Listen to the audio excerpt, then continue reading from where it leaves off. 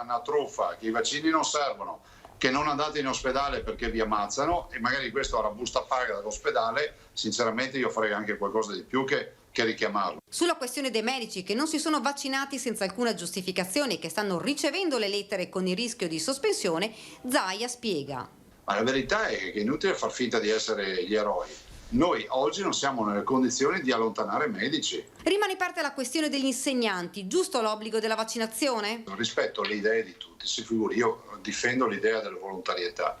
Però mi ricordo che quando si trattava di dare la priorità agli insegnanti, ci fu una chiamata di popolo, anche le parti sociali, i sindacati difesero questa linea, e ricordo che quei vaccini comunque venivano tolti ad altre categorie che magari potevano avere magari più aspettativa alla volontà di farlo.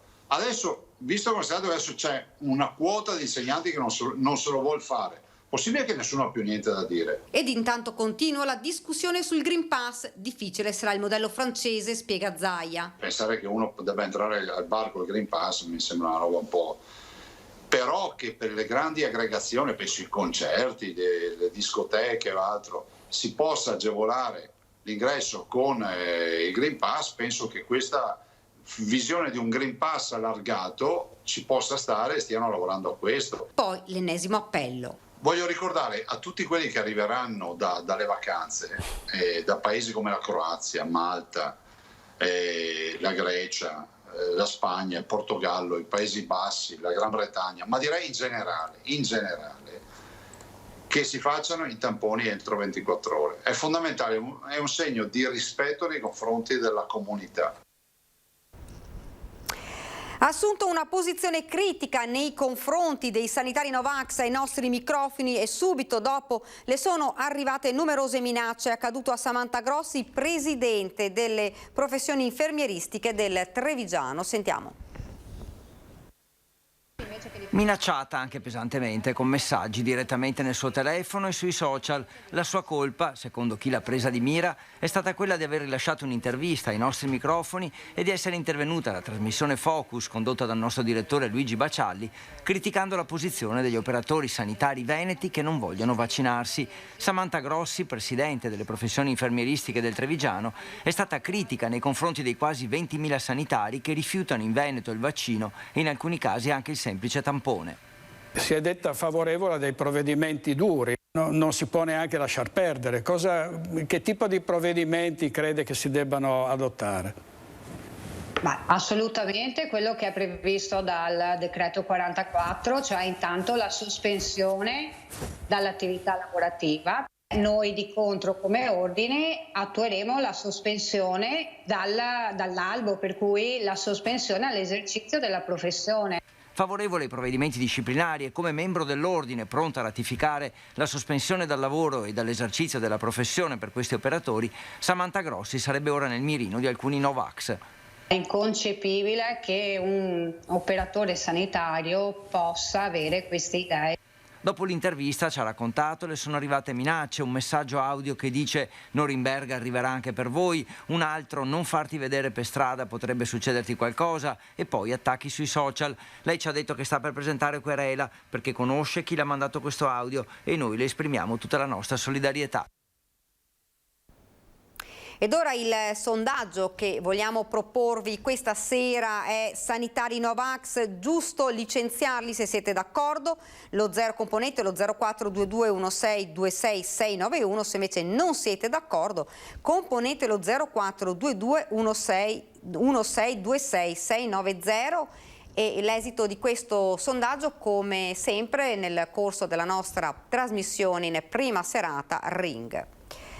E anche oggi si conferma la crescita esponenziale di contagi in Veneto, 600 nuovi positivi nelle ultime 24 ore in testa per il numero di contagi. Resta Verona che registra ben 240 nuovi positivi, segue Treviso con 109, Padova con 92, Venezia con 79, Vicenza con 51. Crescono anche i numeri nelle due province meno toccate, a Belluno 9 casi, Rovigo 14, ma a preoccupare E anche la notizia che ora in ospedale finiscono pure i giovanissimi. A Verona è ricoverato in terapia intensiva un ragazzo di 21 anni rientrato da una vacanza a Barcellona. All'ospedale di Vittorio Veneto è invece finito un 17enne ricoverato in pneumologia per le complicanze del Covid. Mi auguro che per il passaggio di fascia si valuti l'R&T ospedaliero, a dirlo l'assessore regionale alla sanità Manuela Lanzarin, che ha affrontato anche la questione Green Pass. È stata emanata ieri un'ordinanza per quanto riguarda i paesi che oggi sono più a rischio, in cui abbiamo visto un'incidenza molto forte, la Spagna, la Grecia, il Regno Unito, i Paesi Bassi, il Belgio, la Francia, per far sì che le persone che rientrano da questi paesi si sottopongono al tampone o all'interno degli aeroporti oppure in uno dei nostri centri tampone. Nell'illustrare la nuova ordinanza regionale emanata dal governatore Zaia per chi arriva dall'estero, l'assessore alla sanità ha spiegato anche la questione dell'R&T. Il bollettino di oggi dice 600 nuovi casi positivi, però l'occupazione ospedaliera è sempre un'occupazione minima e tutte le persone che oggi abbiamo, soprattutto nell'area critica, nelle terapie intensive, sono tutte persone non vaccinate. Questa è testimonianza che la vaccinazione è una protezione nel contrarre la malattia in maniera molto più forte. È in discussione proprio in queste ore la revisione dei parametri, quindi il decreto del 30 aprile del 2020 che aveva individuato i 21 parametri e si sta fortemente parlando, le regioni lo avevano già ribadito e sottolineato, di un parametro più principale rispetto a quello dell'R&T sintomi, ossia quello ospedaliero. Attesa anche per capire che cosa accadrà con la questione Green Pass dall'incontro Stato-Regioni. Si ritiene che il Green Pass deve essere utilizzato soprattutto per eventi di una certa portata. Erano già state definite le regioni linee guida per i grandi eventi, ossia gli spettacoli all'interno con più di 2.000 spettatori o all'esterno con più di 5.000 spettatori. Si ritiene che il Green Pass debba essere utilizzato per eventi di questa portata. Per altre situazioni si ha la paura di una difficile applicazione e di un difficile controllo. Ed ora ci spostiamo a Padova, sono 6 i focolai di Covid-19 attivi in provincia di Padova. La notizia emerge nel giorno in cui il 50% dei padovani è stato vaccinato con 2 dosi. 6 i cluster di Covid-19 attualmente attivi e monitorati dall'USS Eugania in provincia di Padova. Circa una 60 le persone coinvolte. 2 sono riferiti a viaggi di studio rientrati da Malta, 2 a turisti in rientro da Spagna e Grecia, 1 è riconducibile allo Sherwood Festival e 1 ad una festa di compleanno nella Bassa Padovana. In questo cluster 10 ragazzi, tutti giovanissimi sotto i 20 anni, sono positivi, mentre 14 sono in isolamento fiduciario. Fare un bollettino di guerra, tra virgolette, dicendo che quali sono appunto le aree da dove vengono è anche molto relativo. Nel senso che proprio c'è la probabilità in questo momento è legata all'aggregazione di ragazzi, di persone anzi, e non più di tanto dal fatto di dove appunto avviene, perché è quello appunto il fattore di rischio. Viaggia spedita la campagna vaccinale. Ad oggi 50% della popolazione padovana è coperta da un ciclo completo di vaccino, mentre il 68% ha ricevuto almeno una dose. Nelle ultime ore sono state 1.600 le prenotazioni, 600 in più della media, forse figlie del dibattito sul Green Pass. Dall'US 6 confermano che sono quasi 73.000 i posti prenotabili. Mentre ne abbiamo 266.361 ancora da vaccinare. L'epidemia però a Padova corre, sono 892 i positivi ad oggi, 237 in più rispetto alla settimana scorsa. Se la curva del contagio è in salita, restano fortunatamente basse le ospedalizzazioni. In azienda ospedaliera sono al momento 10, 8 i ricoverati in area non critica, 2 i pazienti in terapia intensiva, numeri ancora lontani da quelli della scorsa primavera.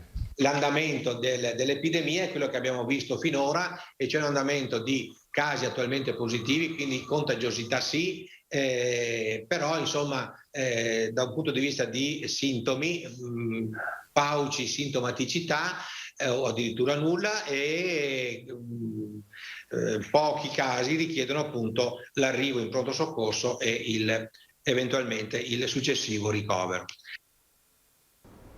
Ed ora alcune delle proposte emerse dagli interventi dei vari governatori alla conferenza delle regioni, che fra l'altro poi si è aggiornata a domani, che sono quella di ridurre il numero delle zone da 4 a 3 riguardo all'assegnazione dei profili di rischio, flessibilità nella valutazione dei parametri nelle piccole regioni fissate a 150 tamponi ogni 100.000 abitanti, il numero minimo di test da effettuare ogni giorno, e considerare il numero dei vaccinati nelle regioni. Sono queste dunque le proposte, come detto, alla conferenza delle regioni che è stata aggiornata a domani. Ed ora ci spostiamo invece a Vicenza, variante Delta del Covid prevalente anche nel Vicentino, un ricovero in terapia intensiva all'ospedale San Bortolo di Vicenza, ed ora anche il fenomeno dei negazionisti del tampone. In questo momento, luglio 2021, noi abbiamo numeri superiori, positivi superiori al luglio 2020, e poi sappiamo che cosa è capitato a ottobre. 24 i contagi nell'Uslotto Berica solo nella giornata di martedì 20 luglio, nel fine settimana se ne sono contati 46, l'età media è di 33 anni ma tende rapidamente ad abbassarsi e la variante Delta è quella prevalente e si torna a ricoverare. Da ieri abbiamo un paziente in terapia intensiva, non vaccinato, 60enne. Dunque oggi più che mai diventa fondamentale vaccinarsi, mentre un nuovo fenomeno avanza. Ai Novax si aggiungono i negazionisti del tampone. Al momento l'Uslotto diplomaticamente è riuscita ad ovviare con il tampone salivale, ma se il fenomeno dovesse aumentare. Qualora fossimo davanti a una patologia procrastinabile, quindi che può aspettare, credo che utilizzeremo questo tipo di percorso. E in tempo di vacanze il tampone torna prepotentemente alla ribalta per gli ingressi e rientri dall'estero con la nuova ordinanza del presidente Zaia, raccomandato quello molecolare o antigenico per i non vaccinati, perché arriva da ben 14 paesi, dal Regno Unito alla Bulgaria passando per Grecia, Spagna, Slovenia, per citarne alcuni. Tamponi eseguibili in aeroporto o nei punti tamponi territoriali entro le 24 ore. Tampone obbligatorio, anticipazione del test di screening per lavoratori e operatori della sanità, obbligo esteso a chi rientra da paesi extra Unione Europea. Sul tema Green Pass, infine, l'invito è di scaricarlo attraverso il portale del governo, che è l'unico in grado di emetterlo. Asiago in prima linea per contrastare il Covid con il protocollo Asiago Città Sicura, il doppio incontro in piazza assieme all'infettivologo Massimo Galli. Asiago Città Sicura vuole esserlo con il comportamento dei turisti e dei cittadini e soprattutto con il protocollo elaborato dall'amministrazione comunale, un compendio di regole che prevede, come noto, anche l'obbligo di mascherine all'aperto nelle isole pedonali dove può esserci assembramento. In un momento in cui i casi di positività salgono come da trend nazionale, il secondo incontro con l'infettivologo Massimo Galli è servito proprio a fare chiarezza sul tema contagi e sull'utilità dei vaccini.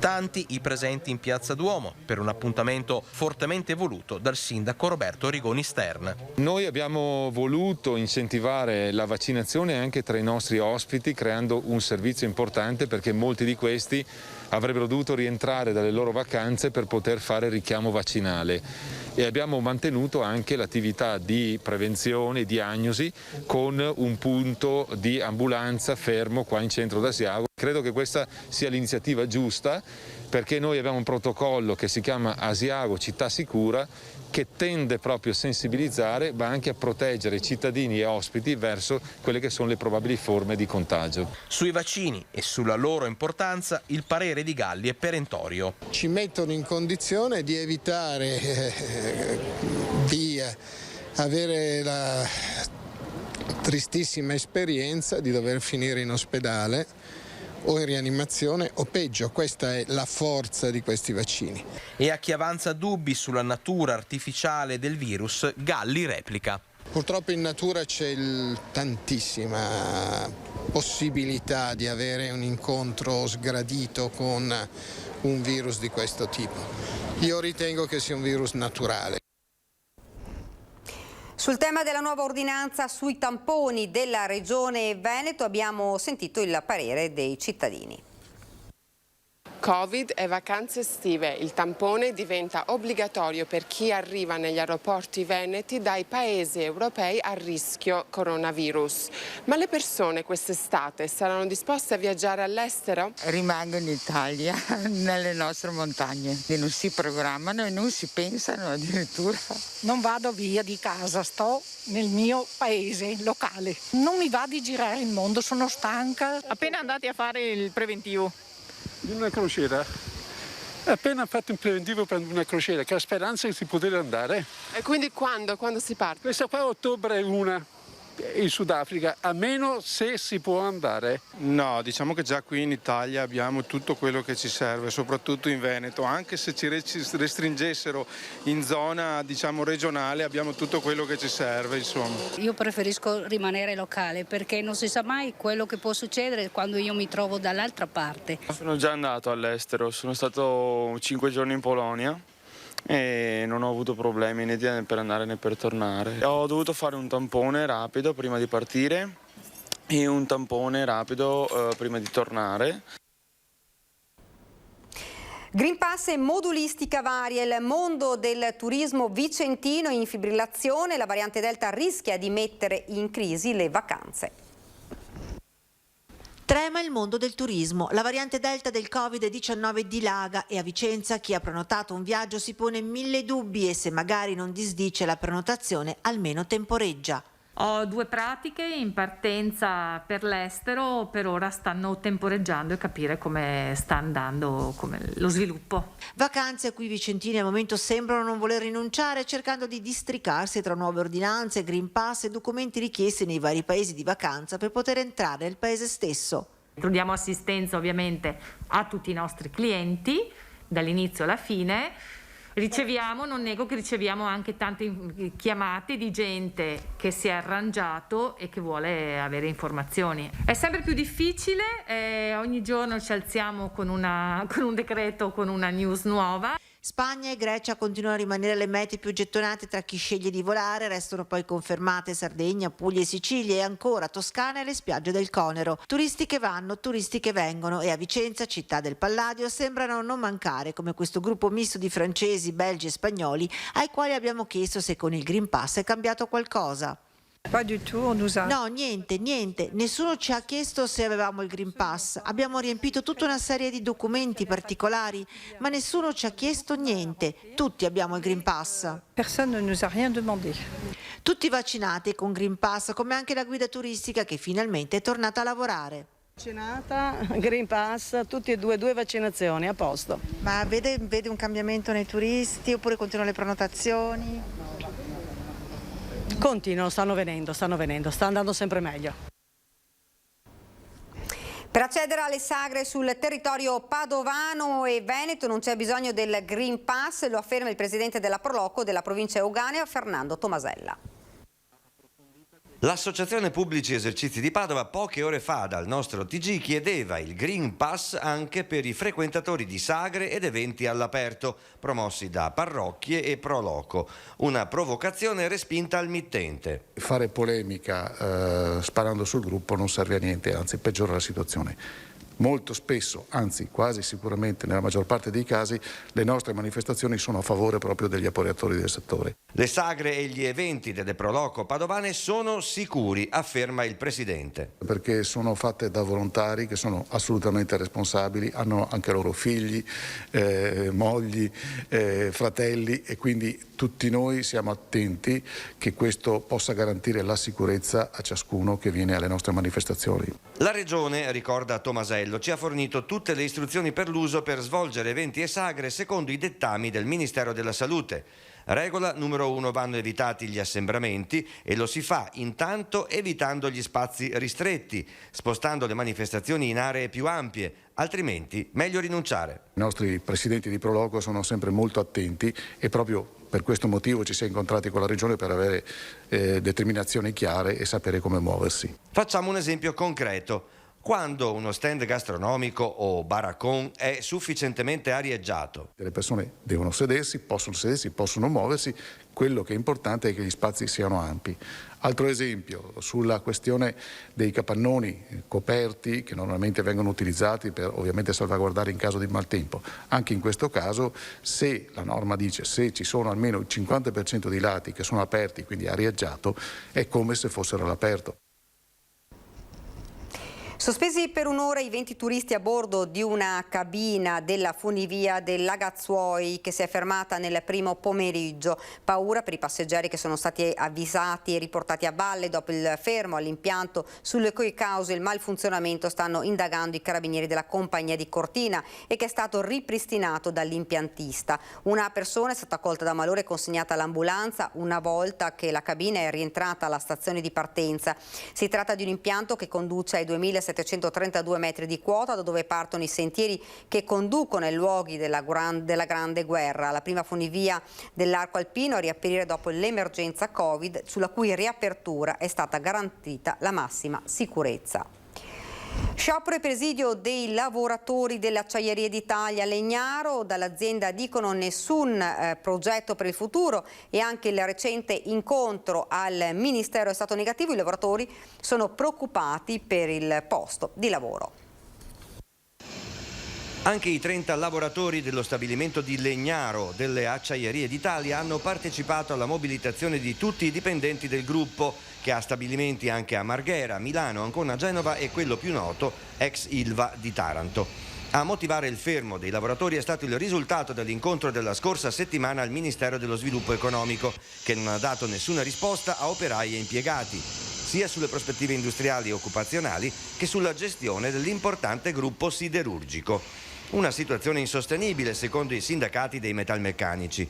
L'azienda, dicono, continua a rinviare ogni decisione sul futuro dei dipendenti, così come non ha ancora discusso con CGIL, CISL e UIL un qualsiasi piano industriale. Legnaro ha sempre avuto una vocazione, in particolar modo su tutto quello che è la produzione di acciaio per la manifattura, per cui dall'automotive a tutti gli altri settori. Ed ha sempre avuto anche una certa autonomia commerciale, ha sempre lavorato per il nord Italia e per il nord Europa, e questa rimane la sua vocazione di stabilimento. I sindacati denunciano anche l'assenza di un piano di manutenzione degli impianti che dia sicurezza ai lavoratori. Mancherebbero anche il piano ambientale e un adeguato livello di relazioni sindacali. Ancora non parte Acciaierie d'Italia come struttura, come organizzazione, non partono gli investimenti, anzi il socio di maggioranza, ArcelorMittal, in questo momento sta addirittura facendo profitti sulla cassa integrazione e sulla riduzione del salario dei lavoratori.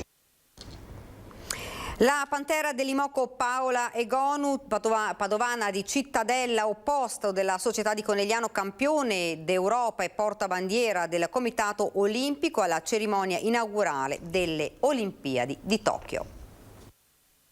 È un momento veramente di grande gioia e grande onore. Commenta così Piero Garbellotto, presidente insieme a Pietro Maschio dell'Imoco Volley, la scelta della pallavolista Paola Egonu come portabandiera del CIO, il Comitato Olimpico Internazionale, alla cerimonia di apertura delle Olimpiadi di Tokyo.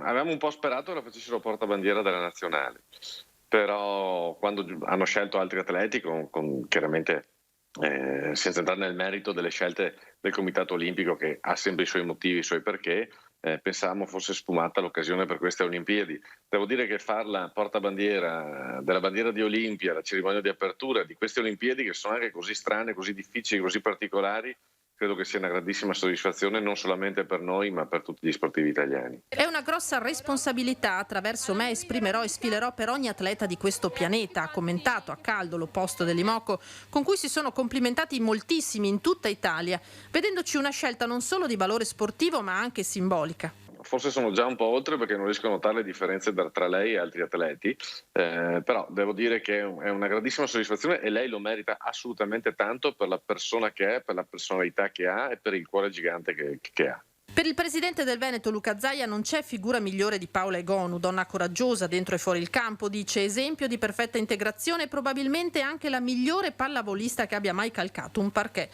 Ora non rimane che sperare che le azzurre a Tokyo entusiasmino l'Italia con i loro risultati. Ma intanto godiamoci questo orgoglio, poi da venerdì in poi inizieremo a tifare Italia tutti in piedi sul divano, sperando che vadano il più in là possibile, perché i numeri per fare bene ce li hanno.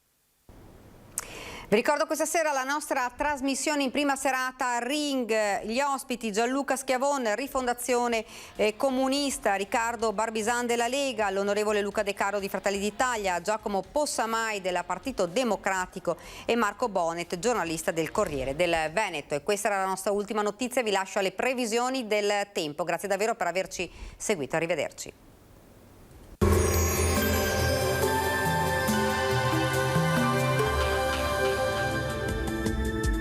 Bentrovati al meteo. Anticiclone sull'Italia, dunque bel tempo anche sul nostro territorio e clima nuovamente caldo. Vediamo il dettaglio di mercoledì 21 luglio.